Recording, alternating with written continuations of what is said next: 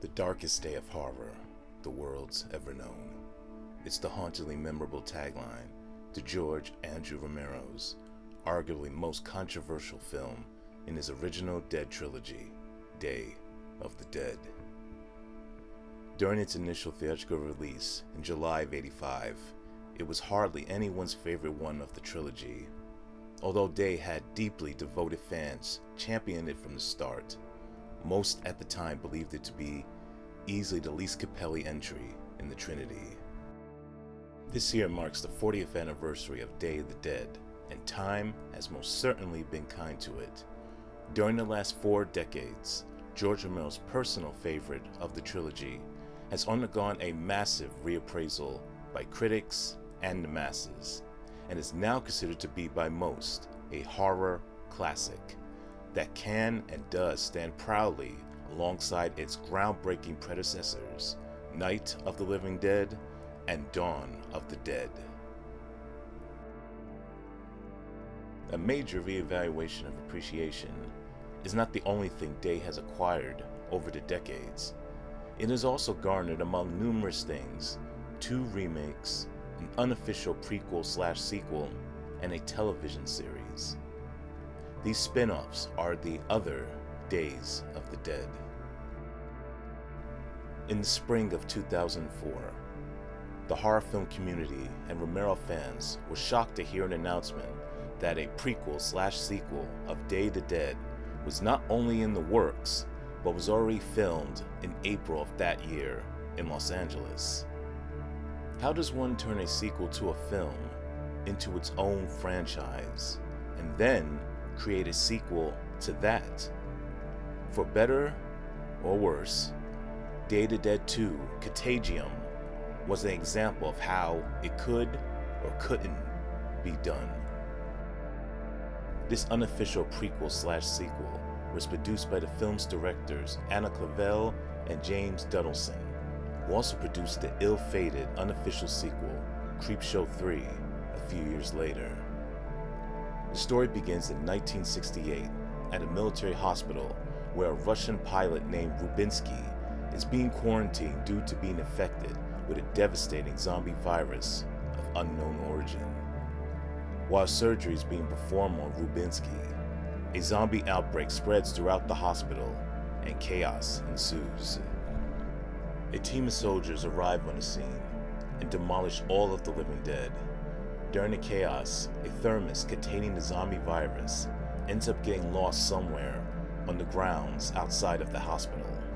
Nearly 40 years later, 4 psychiatric patients from the former military hospital turned psychiatric hospital discover the thermos buried underneath the grounds on the premises. They keep the discovery of it amongst themselves. One of the 4 patients, in an unshakable urge of perilous curiosity, opens the thermos and stirs up a zombie epidemic within the hospital, which ends up expiring or zombifying nearly all those within. The rampaging undead break out the hospital walls and onto the streets and beyond, inducing a much more wider and deadlier Living Dead outbreak. Day of the Dead 2 Contagium was released direct-to-video on October 18, 2005, to universal scorn by both viewers and critics. It is far and away the lowest scored film in the entire Day of the Dead franchise. It also doesn't have enough review submissions by critics to receive any critical score on Rotten Tomatoes. I try my best to watch every movie with an open mind and heart. I try my best to find something good, something redeeming in every film, every piece of media. I first saw Day of the Dead 2 many years ago, and I thought it was absolutely appalling. Just about every element of the movie was horrid in all of the worst ways. I watched it again recently, and I'm still appalled by the ineffective direction, the often jarring and disconnected tonal shifts, the debilitating lack of scares and tension, as well as the debilitating lack of character development. This project also suffers from the introduction of way too many characters. along with multiple subplots that either end in a frustratingly anticlimactic manner or just left astoundingly unresolved. I do my best to not assume what's in one's mind, but from all appearances, this looks to be an utter and unapologetic cash grab that ultimately failed to accumulate much cash. Mostly lensed in Bulgaria, with additional shooting in LA, the first Day to Dead remake was directed by Steve Miner of Friday the 13th Part 2 and 3 and Lake Placid fame, and was written by Final Destination creator Jeffrey Reddick.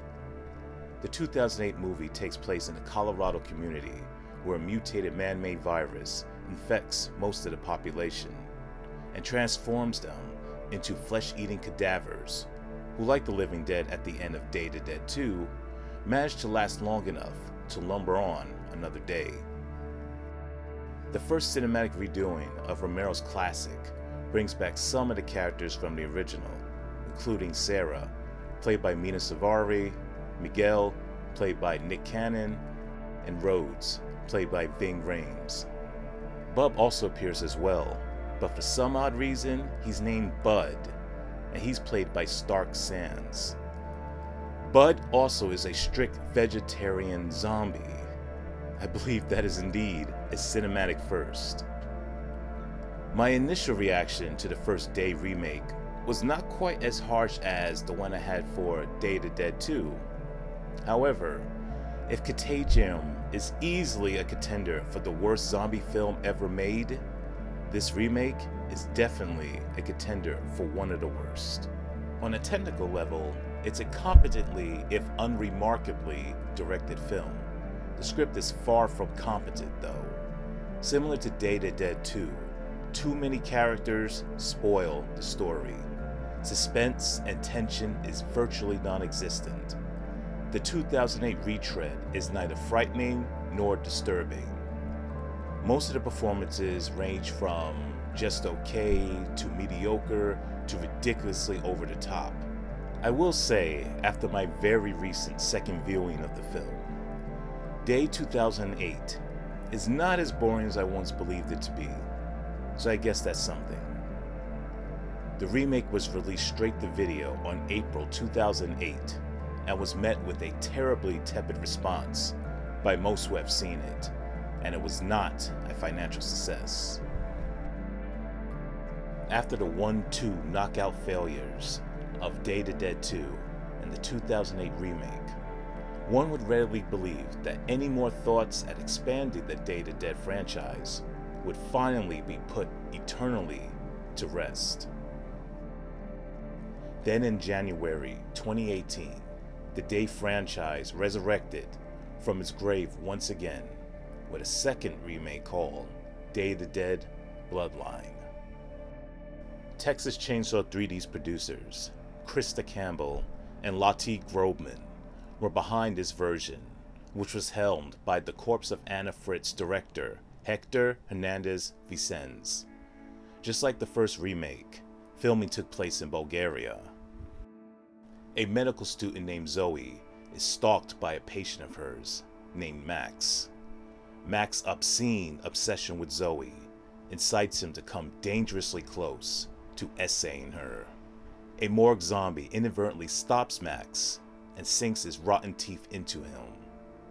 Zoe manages to flee from one danger and runs right into another, a city under siege by the newly reanimated dead. Jump ahead 5 years, Zoe is stationed at a bunker as a camp doctor, taking care of those refuged there while also attempting to create a cure for the living dead condition. During an urgent retrieval run, Zoe encounters a uniquely zombified Max, who somehow retained his intelligence. She escapes him, only for Max to stealthily stalk her all the way back to the bunker. Zoe encounters Max once again, and is saved by her companions. Shortly after Max's capture, Zoe discovers her undead stalker's blood is unique and could be used to produce a cure for the zombie virus. Max eventually breaks free of his confines, and a chain reaction of chaos ensues, in and out of the bunker. The film concludes with Zoe destroying Max for good and delivering the life-saving vaccine to those in need and curing them of the zombie virus. The direct-to-streaming and video release of To Dead Bloodline fared even worse than the previous remake and garnered even worse feedback from movie watchers and critics. To Dead Bloodline is unquestionably the closest of all the subsequent iterations to match the ultra-serious and bleak tone of the original Day. It is also in numerous ways the most insulting version of them all. Zoe, the stand-in for Sarah in this reinterpretation, makes unbelievably boneheaded and irresponsible decisions that causes some of the most dire consequences in this film. The dialogue is often odd and off-putting. The story is painfully flat, and save for the movie's opening act, it's a horror film stupefyingly devoid of dread or urgency. The most egregious creative sin of all is turning Bub, the endearing and emotive zombie from the original Day, into the sex predator, Max. Max is a clear stand-in for Bub, and the choice the filmmakers made to alter him in this drastic and ill-fitting manner from his original self is beyond baffling. I don't mind story or character changes from the original source material when they're done right. There's just barely anything done right in To Dead Bloodline.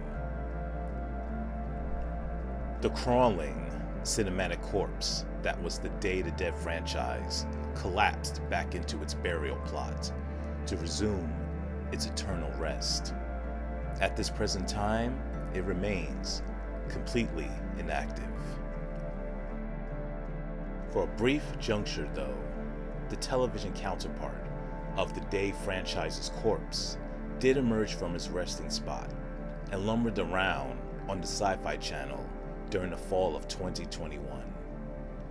10 episodes of Day to Dead, the series, were produced in total by showrunners Jed Elinoff and Scott Thomas, co-producers of Wizards Beyond Waverly Place. I don't have a lot to say about the TV series, other than besides sharing the same title as Romero's masterpiece and a few character names, it's an entirely different story altogether about citizens in a small town trying to survive the start of a zombie apocalypse. Outside of the original film, Sci-Fi's Day to Dead is undoubtedly the best or least offensive production of the whole franchise. I found some of the characters on the show to be interesting. There were even a few I cared about, and most of the time I was moderately entertained. This series is certainly nowhere near as good as Sci-Fi's other zombie show, the unjustly underrated and overlooked Z Nation, and I would only recommend it to only the most hardcore zombie fans. But I did feel a bit disappointed when a second season never materialized. This is my ranking of the Day to Dead franchise from the absolute worst to the absolute best. Number 5, Day to Dead 2 Contagium. Number 4, Day to Dead Bloodline. Number 3, Day to Dead 2008. Number 2, Day to Dead the TV series. And worlds away, shining big and bright at number 1, is the greatest horror film the world's ever known, George A. Romero's original masterpiece, Day of the Dead.